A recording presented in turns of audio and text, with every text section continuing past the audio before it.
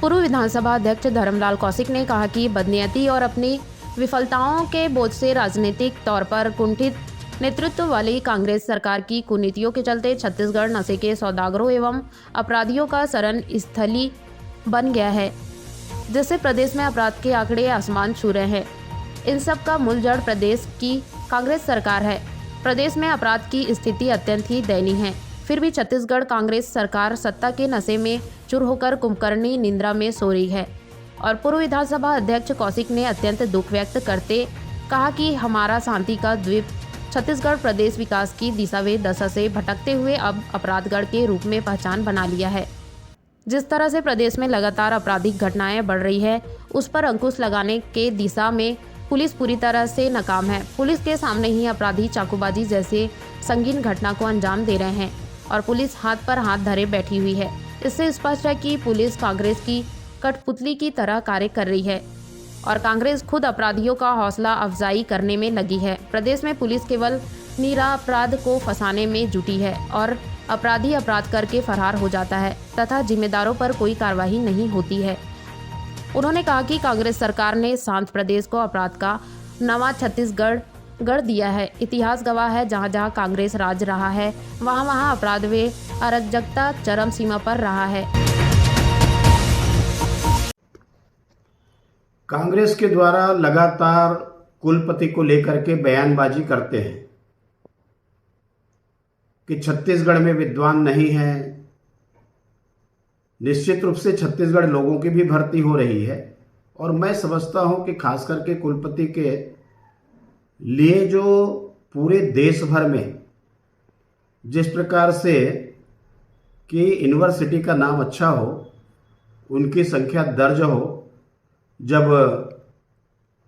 Ranking में, राष्ट्रीय अंतर्राष्ट्रीय रैंकिंग में, तो कुलपति की बात करते हैं। कांग्रेस को यदि हम ये पूछें, क्या यहाँ पर एक जनप्रतिनिधि राज्यसभा के लायक नहीं है, या कांग्रेस के नेता अब इतने गए गुजरे हैं कि राज्यसभा में भी उनकी नियुक्ति नहीं की जा सकती? आखिर लगातार कांग्रेस की सरकार बनने के बाद में छत्तीसगढ़ियों की उपेक्षा करना, उनको कमजोर साबित करना और बाहर के लोगों को राज्यसभा में स्थान देना, क्या सरकार इसकी जवाब देगी? छत्तीसगढ़ की कांग्रेस की सरकार, क्या उनके मंत्री पीसीसी अध्यक्ष जवाब देंगे? पीसीसी अध्यक्ष जवाब देंगे कि आखिर ये कहां पर कांग्रेस की कमजोरी है कि लगातार बाहर से लादने का काम किया जा रहा है राज्यसभा में? ये विरोध क्यों नहीं कर पा रहे हैं?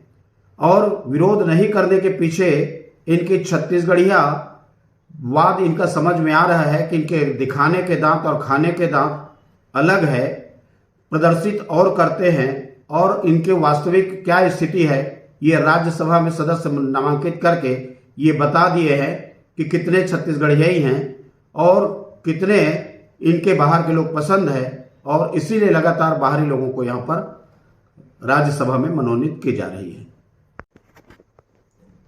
झीरम के मामले में कांग्रेस की सरकार केवल राजनीति करना चाहते हैं। यदि वास्तविक में उनकी गंभीरता होती कि परिवार को न्याय मिले, तो मुझे लगता है कि कार्यकाल में वृद्धि करने की आवश्यकता नहीं थी। दम के साथ बोलते हैं कि हमारे पास साक्ष्य है, पॉकेट में रखा हुआ है। आखिर वो साक्ष्य बाहर क्यों नहीं आ रहा है? पॉकेट से उनके साक्ष्य कब बाहर निकलेगी?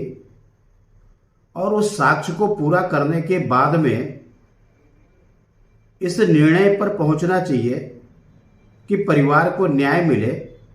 लेकिन लगातार जिस प्रकार से समय में वृद्धि की जा रही है, इससे स्पष्ट है कि केवल राजनीति करना चाहते हैं।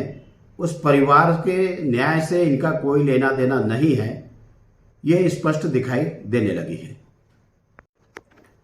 छत्तीसगढ़ में महादेव के बारे में सबको जानकारी है कि इनको संरक्षण किसके द्वारा दिया जा रहा है, और मैं तो ये आरोप लगाता हूं कि छत्तीसगढ़ में खुलेआम सरकार के संरक्षण में, चाहे वो शराब हो, गांजा हो या सट्टा हो, ऐसे खिलाने वाले लोगों को छत्तीसगढ़ की सरकार की खुलेआम संरक्षण है, जिसका लाभ वो ले रहे हैं।